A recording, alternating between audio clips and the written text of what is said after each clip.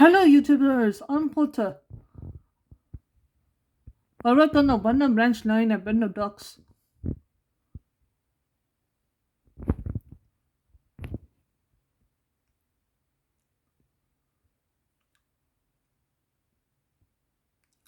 Today, I am recapping for you the episode treasure. My buddy that reacted with the episode with me, he's in the works, so I'm getting the solo. Or season, well, you guys will get what I mean. James, Rosie, something, they're all in the works. And Brian's going into the works tomorrow. But anyway, so this episode treasure. No, give away for a long week. Just a long recap, guys. Sorry for the recap. During the initial months of 1959, Suda was undergoing yet another surge in terrorism, largely due to the favorable response to a television documentary in which Hell played a key role in its production. The program provided an in-depth examination of the everyday lives of the subservients, featuring interviews for employees, residents, and engines.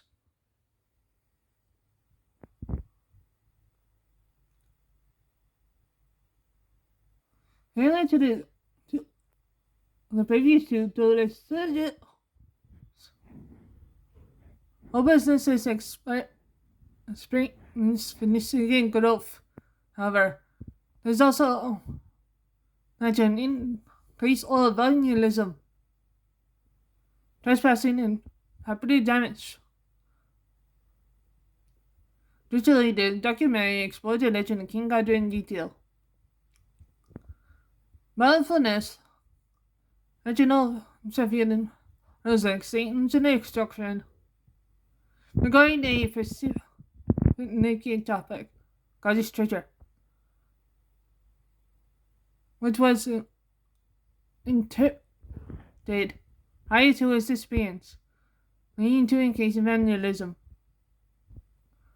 The local populace is not solely in pursuit of God's treasure, and also seeking holy ground, good relief.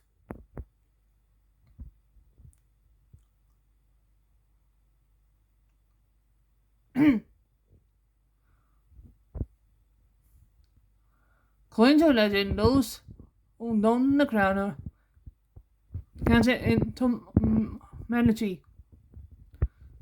I bet at the cost of their sanity, as they said, clothing rules hold for centuries. And by the time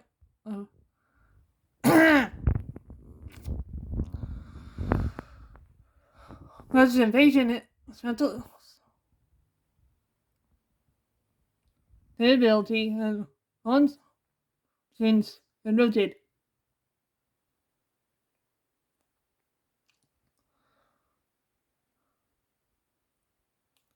This further comments that those in search of the crowd and equally the range hands on information they receive from an individual. I shall speculate this may have been the reason Project concealed this treasure and sent it coldly fell. Even his adversity had returned. Have you Footsteps. The Gotcha bury his treasure on top of the mountain. However, the legend refutes this notion, citing that region now is designed as a region reserve and remarks that compares individuals to effortlessly. This proposes that those attempting to locate the treasure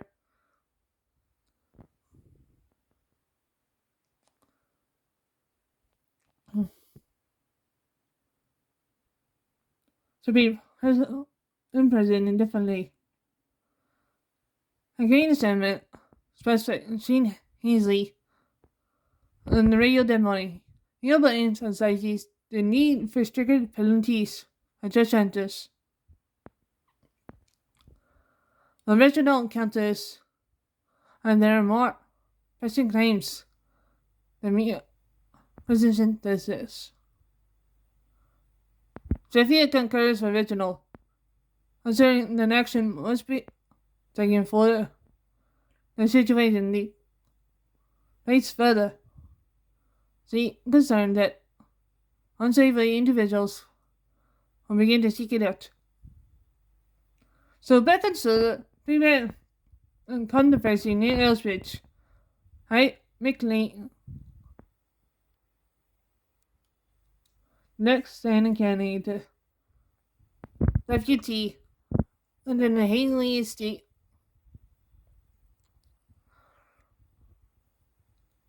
An evacuated item that is located within the crate. He married on the side of the property. He requested assistance because the estate is accident to the Scullery Railway. And Domhnall take the rest of on himself. Harry questions them against remaining inside the crate and making any mistakes during tests. Reduction him to leave once they completed the work. I know that two men arrive at the estate and begin to dig in. They safely unearth the crate and transport it to the back of the lorry. Suddenly, a dog begins barking charges at them. One of them mentions the dog and captivating it. The two men quickly jump into the lorry speed away. The dog went on the dentist. But witness the tiny incident.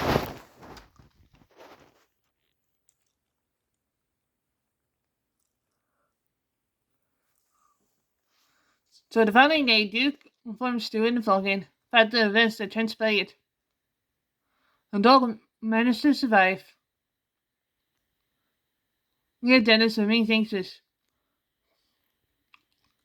Luke speculates that they may not generally be treasure hunters, so the location was only the as in Tom and the Kingly. And found the chairman of the Soldier branch of the British Union.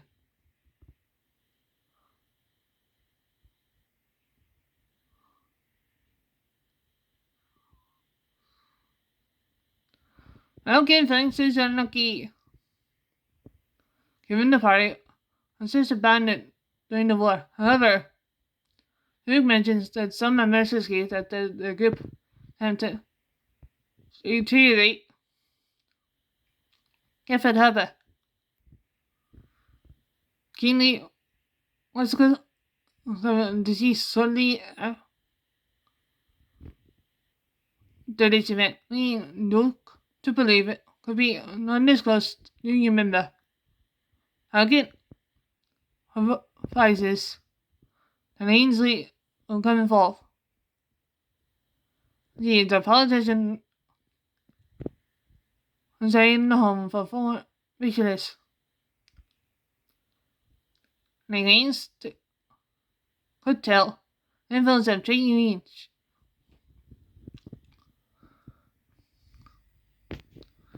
Hagen and Duke engaged in a brief conversation about unions for Stewart Shipstick connection about why and about the man Duke spoke with that morning. It was a military historian of South Africa. Running off reading a book about the return of soldiers from Sodor participating in the Second World War. And he's acquainted with some of the men who had enlisted. Unfortunately, most of them have since passed away.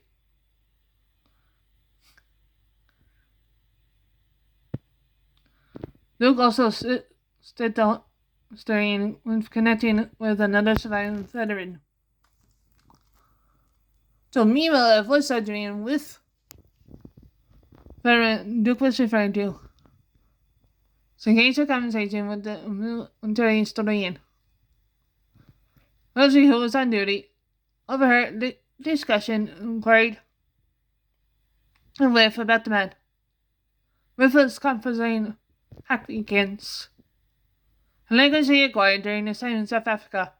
His voice was that he actually participated in the Second Boer War. The role primarily involved delivering troops and supplies, rather than engaging in combat. He also conducted medical evacuations. During one such evacuation, he encountered a young ambulance worker named Mahat Gandhi.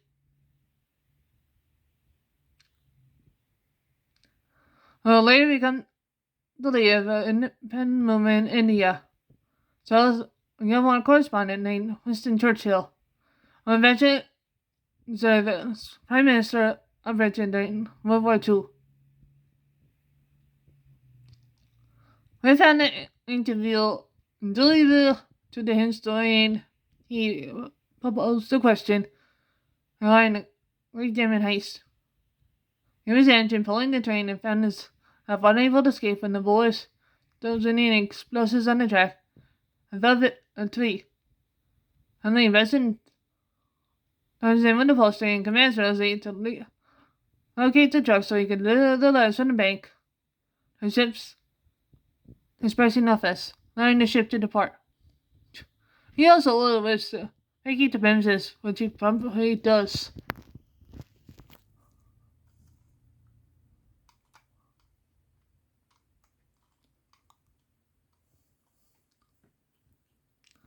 Letters from the bank sometimes served as a call for money.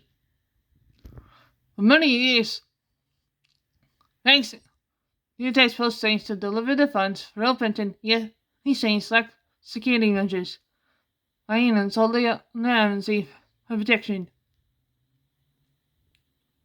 Although these situations seem ludicrous and beyond effective, and there's what has been only one successful robbery in the history of the post train, was occurred in 1963.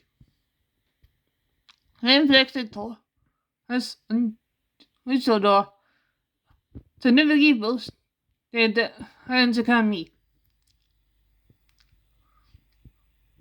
leading to an increase in both the volume of fixed cash shipments deploying from soda. Soda Council grew concern, primarily after the late internet on late station hunters on the state of Jean Hazy, tourist member permit. Outings he took action I get on such hunting activities. Permit became mandatory and individuals suffering had one face to arrest as an infant. The police testify efforts to combat on-the-fly evacuations and sale of comfort apps. Brian McKinney confronts Stanton and Kenny behind the shortcomings. Then argues by how to mention Doc. When Kenny conceals that there are additional funds if he is to retain them. He indicates he no longer requires his services and has made arrangements to send the crates away from Sodor, shutting them to depart. And two men exit the building to deliberate on the next course action. Kenny proposes robbing post offices and vehicles, and saying his ultimate plans. 13 after years to live in the post train, the drivers complain about unfound wandering. And a brief discussion regarding communism and their liberties. Jeffrey unexpectedly spots a fortunate lamp persistent on the tracks ahead of him. At that moment, he proceeds and waits in the rain for a nearby bush. And turns out to be merely a deer. And asks about it before how's about to And then the big started again. All on the south descended. Hang out his uncertainty against Zen's proposal in the way of a vehicles of action in this situation. And probably old barely approaches them from behind. As he dropped a naked discussion and is unaware they are unlikely to proceed.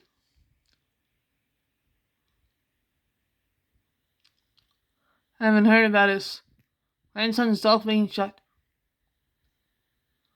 My perfect calculation from Stanley Kenny, although he retaliates with a beating. The action resulted in his president. However, he did not remain there for a plenty of time next to his son-in-law, Gene Hazley.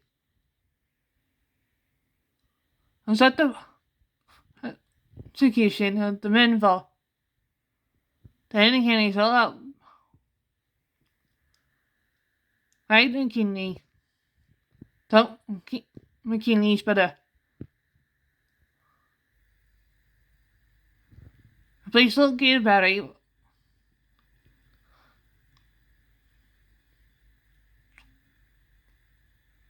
Along with the crate, they're getting documents behind the full scope of the British Union's criminal activities that individuals indicated.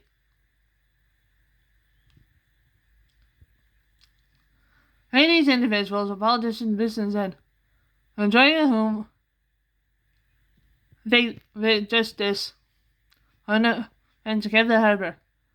When Barry was questioned about his organization, behind the documents, he confessed that he was employed by a current boss, then unites him for exploiting the money and influence from his prominent figures.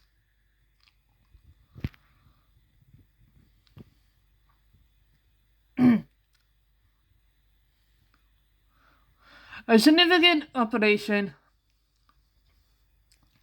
was launched that dismantled numerous criminal activities and careers which Hazley capitalized on to secure re-election in the subsequent year.